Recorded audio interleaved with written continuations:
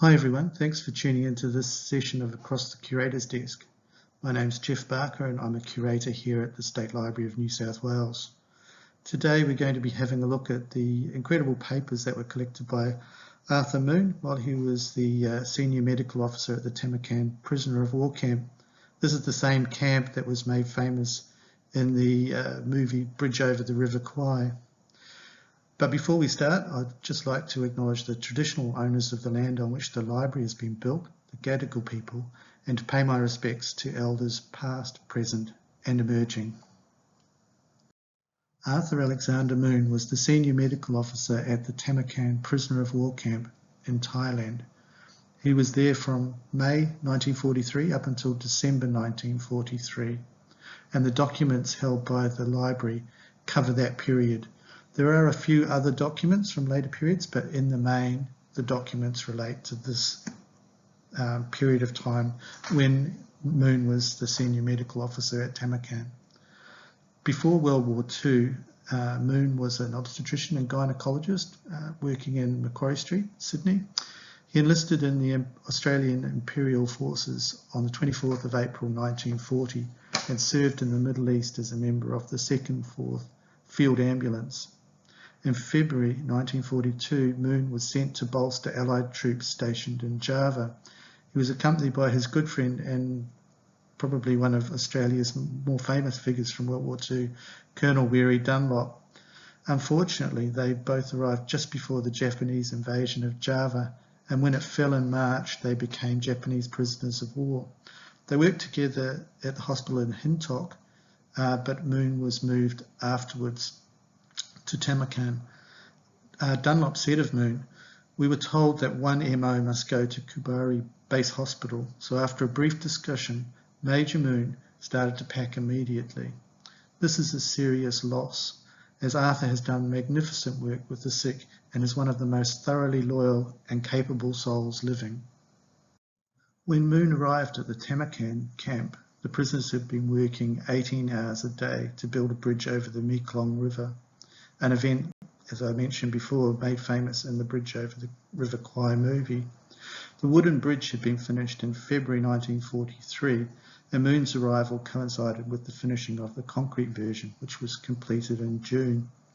The camp was at this time forced to function as a base hospital for the British, Dutch, Australian and POWs from across Thailand, and this decision had been made in April 1943 after the Japanese became concerned about the number of deaths in their forced labour camps, which was slowing down work on the Burma-Thai Railroad.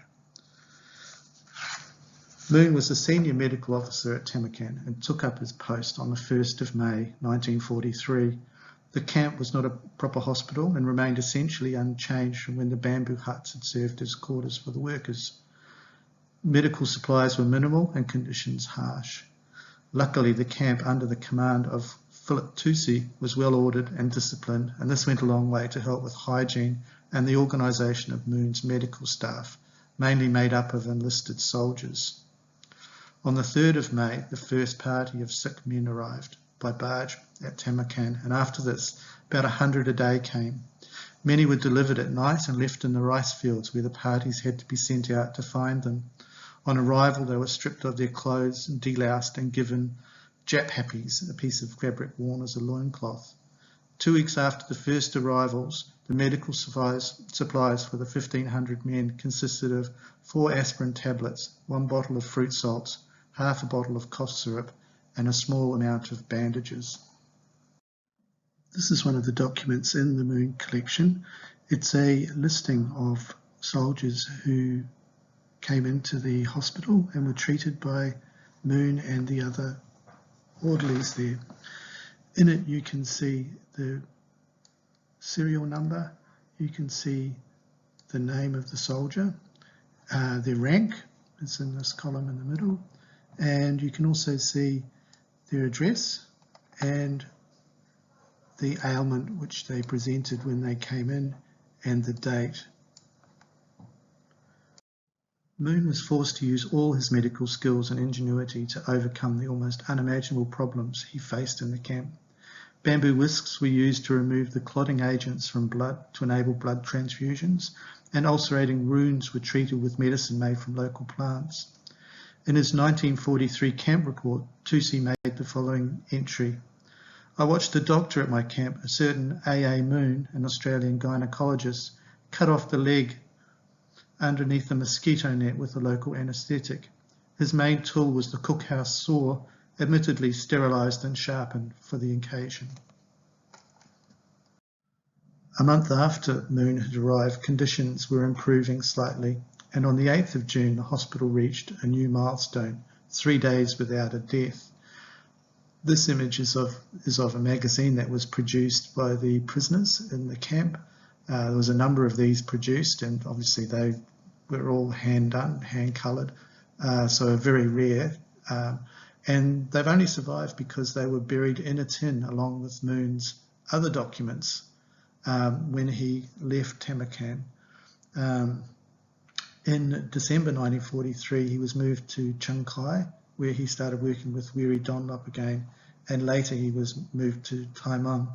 But before he left Tamarkan, he buried all of these documents in a tin in the graveyard outside of the camp, hoping sometime to be able to return and pick them up. Incredibly, in 1945, when the Japanese capitulated, Moon was able to return to Tamarkan and dig up the tin with the documents. And these are the documents which are now held here in the State Library. This one, which shows a plan of the burial ground at Tamarkan, not only lists the position of the graves, but also the name of the soldier and the date of their death, which was an incredibly useful document for the Imperial War Graves Commission. Also among the documents were a daily list of all of the activities in the hospital from May until November 1943, a list of all of the Australian personnel who had landed in Java with Moon, and, as we saw before, a list of all of the soldiers that had been treated by Moon along with their ailment, how they were treated, their name, their next of kin, and their address. It really is quite incredible that these documents survived through the war, and the library feels incredibly lucky to now have them in its collections. So that's the end of this session of Across the Curator's Desk. I hope you enjoyed it. Thank you very much for tuning in.